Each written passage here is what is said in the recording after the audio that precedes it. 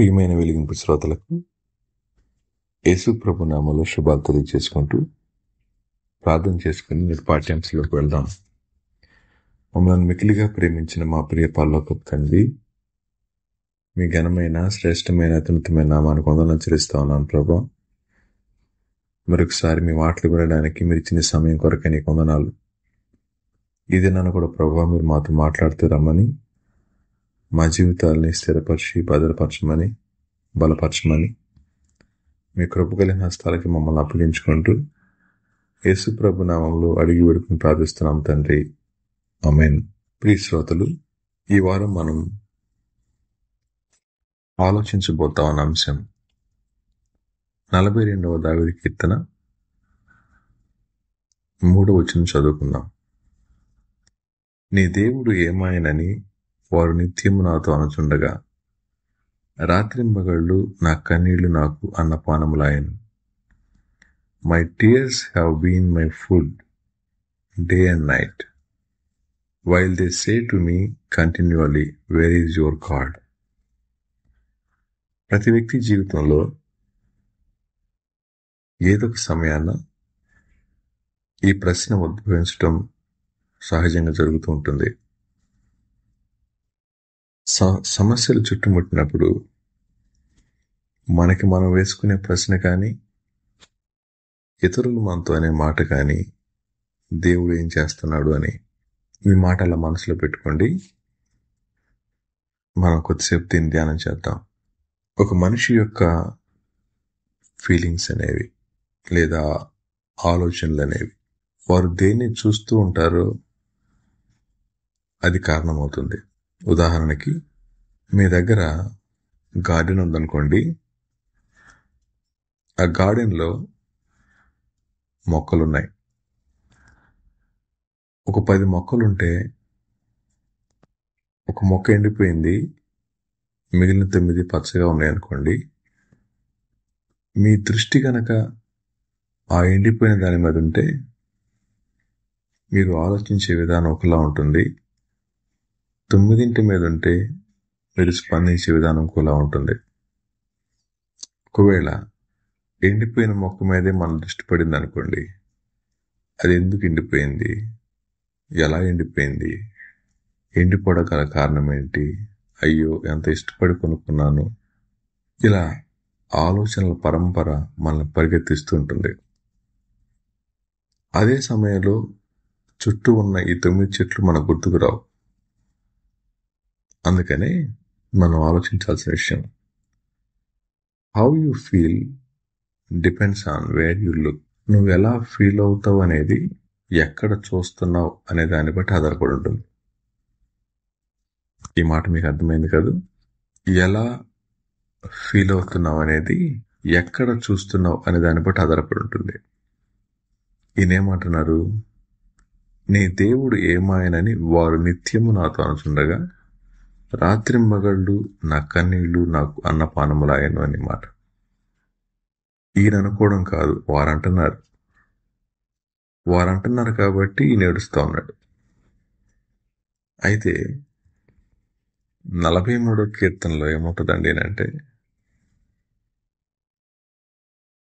మనందరికీ తెలిసిన మాట.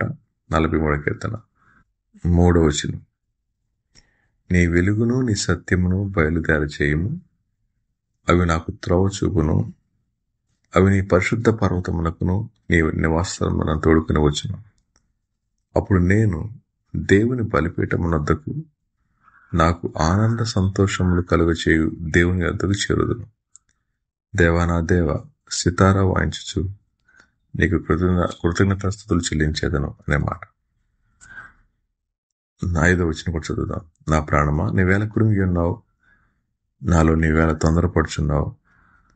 దేవుని యందు నిరీక్షించుము, ఆయన నా రక్షణకర్త, నా దేవుడు, ఇంకనూ నేను ఆయనను స్తుతించేదను. ఈ 2 కీర్తనలు ప్రక్క పక్కన పెట్టినప్పుడు ఒక వ్యక్తి యొక్క స్పందన తన గతాన్ని చూసినప్పుడు ఎలా ఉంటుందో ఆయన అంటారు 42వ కీర్తనలో, గతంలో నేను ఎంతమంది నడిపించాను అని. రెండోది, కొంతమంది అనే మాటలు నన్ను ఎంతగా కృంగతీస్తున్నాయో అని. ఇవన్నీ జ్ఞాపకం చేసుకుంటా ఉన్నారే కానీ ఆయనతో దేవుడున్నాడు అన్న విషయాన్ని మర్చిపోతా ఉన్నారు. ప్రియ శ్రోతలు, ఈ మాటలు వింటా ఉన్నప్పుడు మనం కూడా ఇలా ఆలోచిద్దాం. దేన్ని చూస్తుంటామో దాన్ని ఆలోచిస్తూ ఉంటాం. మన దృష్టి దేని మీద ఉంటుందో మన భావనలు దాని నుంచి ఉద్భవిస్తూ ఉంటాయి. కాబట్టి చాలా మంది నా శ్రోతలైన వారు ఎప్పుడూ కూడా వారి కనుల ముందు 2 ఆప్షన్స్ పెట్టుకుంటారు. అయితే నష్టాలు, లేకపోతే లాభాలు. నష్టాలే కళ్ళ ముందు పెట్టుకుంటే కృంగిపోవటం, దుఃఖపడటం, ఏడ్చుకోవడం, వెనక్కి వెళ్ళిపోవడం జరుగుతూ ఉంటుంది. ఒకవేళ లాభాలే పెట్టుకున్నారనుకోండి, అతిశయించడం మొదలవుతుంది. అయితే మనం గుర్తుపెట్టుకోవాల్సిన విషయం ఏంటంటే, నేను నా మనసుకు నేర్పించవలసింది నా ఆలోచనల మీద ఆధారపడమని కాదు, దేవుని వాక్యం మీద ఆధారపడమని నేర్పించాలి. ఎందుకంటే 43:3 మనం చదువుకున్న ప్రకారం మనందరికీ తెలుసు కదా, ఆయనే గైడ్ చేస్తాడు, ఆయనే భద్రపరుస్తాడు, ఆయనే నాకు త్రోవ చూపిస్తాడు, ఆయనే నన్ను తోడుకొని వస్తాడు అనే మాట. ఈ మాటలను ఆలోచిస్తూ ఉన్నప్పుడు అనేక సార్లు మన వ్యక్తిగత జీవితాల్లో మనం చేస్తూ ఉన్న పని పాటల దగ్గర, మనం వెళుతున్న పరిస్థితుల దగ్గర నాకే ఎందుకు ఇలా జరుగుతుంది అనే మాట కాసేపు పక్కన పెట్టుకుంటే, నేను దేన్ని చూస్తున్నాను అనేది ఏ వ్యక్తి ఆలోచించడు. 9 చెట్లు పచ్చగా చిగురించి పూలు పూసి ఆహ్లాదకరంగా ఉంటే వాటి మీద మనసు వెళ్లకుండా ఎండిపోయిన చెట్టు తీసుకొచ్చే కలవరం మనం చూశారు. అది ఎంత భయంకరమైందో. అలాగే మన జీవితాల్లో దేవుడు చేసిన కార్యాలు ఎన్నో ఆశ్చర్యకరమైనవి. అన్ని ఆశ్చర్యకరమైన కార్యాలను పక్కన పెట్టేసుకొని ఏదో ఒక చిన్న విషయం మీద మనసు పెట్టి తమ జీవితం అంతయు వ్యర్థం చేసుకునేవాళ్ళు అనేక మంది. ప్రియ శ్రోతలు, ఈ దినాన్న మీ ఆలోచన ఏంటి? యథార్థంగా చెప్పండి, దేని గురించి ఆలోచిస్తూ ఉన్నారు? దేని మీద మీ దృష్టి అంతా ఉంది? ఏం లేదండి, ఈ ఒక్క చిన్న పని అయిపోతే నా జీవితం బాగుంటుంది, ఎప్పటి నుంచో ఎదురు చూస్తూ ఉన్నాం, అదొకటైతే సరిపోతుంది, ఇదొకటే మాకు సెట్ అవ్వాలి అనుకుంటూ ఏదైతే ఒకటి అని అంటున్నారు, మీరు మీ మనసుకు మేత పెడతా ఉంది ఆ విషయాన్ని. అందుకని ఎన్నున్నా ఏమి చేసినా దేవుని మీద మాత్రం మనసు పెట్టలేకపోతా ఉన్నారు. ప్రియ శ్రోతలు, కొన్నిసార్లు గతం కృంగదీస్తుంది, కొన్నిసార్లు మాటలు కృంగదీస్తూ ఉంటాయి, కొన్నిసార్లు వర్తమానంలో మనం ఎదుర్కొనే పరిస్థితులు కృంగదీస్తూ ఉంటాయి. అయితే ప్రభు అంటూ ఉన్నారు ఈ వాక్యం ద్వారా, ఎవరైతే ఆయన వాక్యం మీద ఆనుకుంటారో ఎటువంటి పరిస్థితుల్లోనైనా వారిని కాపాడటానికి సమర్థుడు ఆయన. ఆయన ఏమన్నాడు? 4:43 అప్పుడు నేను దేవుని బలిపీఠమునొద్దకు నాకు ఆనంద సంతోషములు కలుగచేయు దేవుని యొద్దకు చేరుదును. Then I will go to the altar of God, to God my exceeding joy, and I will praise you with the lyre, O God, my God. ఈ మాట దగ్గరికి వచ్చినప్పుడు ఆయన చెప్పినటువంటి మాట, దేవుడు ఎవరంటున్నాడు? ఆనంద సంతోషములు కలుగచేయు దేవుని యొద్దకు అనే మాట. ఈ మాట మనం జ్ఞాపకం చేసుకుంటే, దేవుడు తన బిడ్డల్ని వదిలిపెట్టేవాడు కాదు, మిమ్మల్ని కూడా వదిలిపెట్టాడు. మనమే ఆయన వదిలేసి మన సొంత ఊహా ప్రపంచంలో విహరిస్తూ కృంగిపోయినా, నలిగిపోయినా, వేదన పడినా అది మీ సొత్తు అన్నట్టుగా భావిస్తూ ఉంటారు.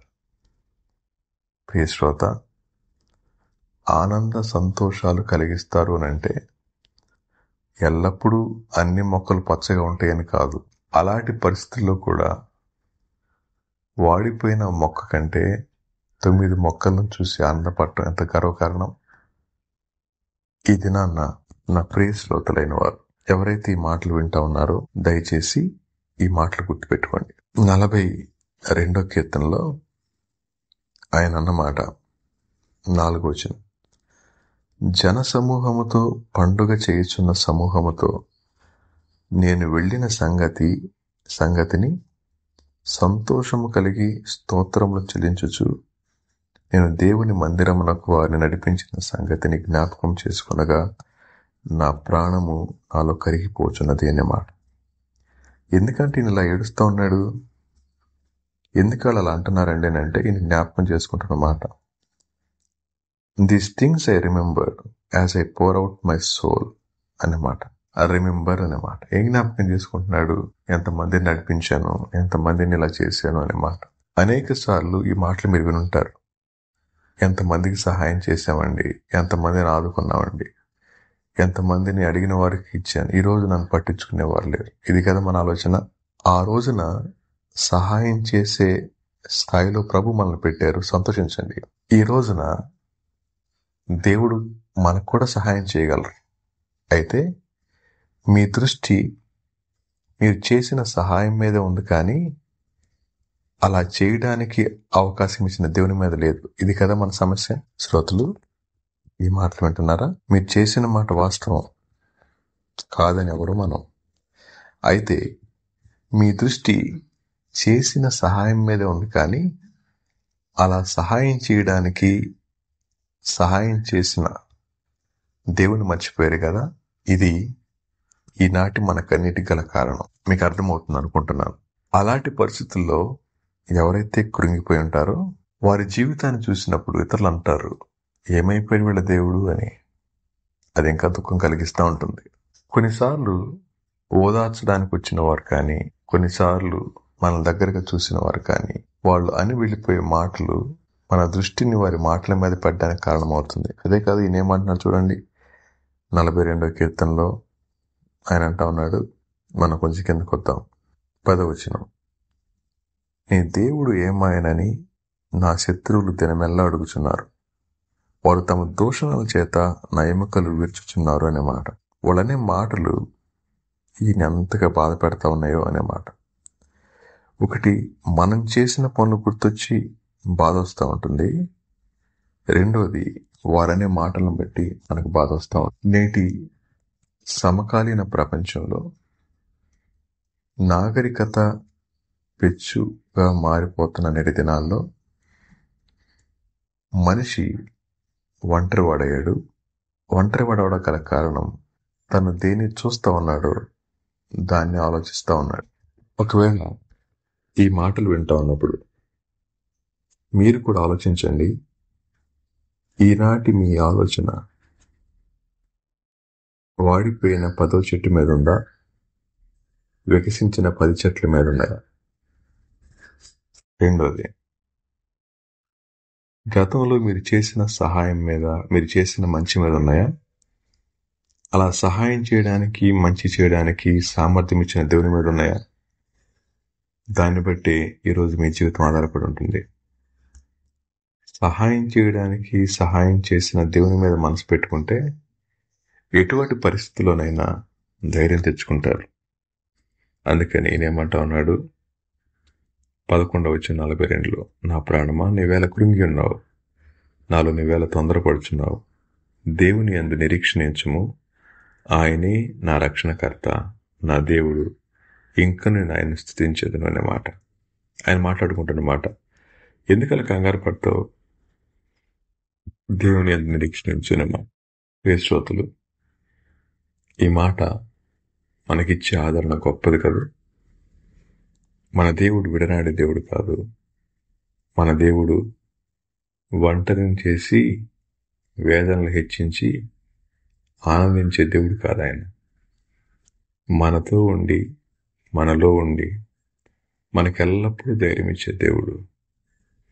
ఈరోజు ఈ మాటలు వింటూ ఉండగా మన దృష్టి ఆయన మీద నిలపగలిగితే మనం పొందే ఆనందం గొప్పది. అలా కాకుండా మన దృష్టి గతంలో చేసిన కార్యాల మీద కానీ, వేరే వారన్న మాటల మీద కానీ మన దృష్టి పెడితే మనకొచ్చే కృంగుదల అత్యంత భయంకరమైంది. అటువంటి భయంకరమైన సమస్య నుంచి బయటికి రావాలి అంటే దేవుని మీద దృష్టి పెడదాం, ఆయన మీద నిరీక్షించుదాం, ఆయన ఇచ్చే సంతోషాన్ని ఆనందంగా స్వీకరిద్దాం. అటువంటి కృప దేవుడు మనకు దయచేయను గాక. తిరిగి మరొక వారం అలా కలుసుకునే పర్యంతం దేవుడు మనందరికీ తోడుగా ఉండను గాక. ఆమేన్.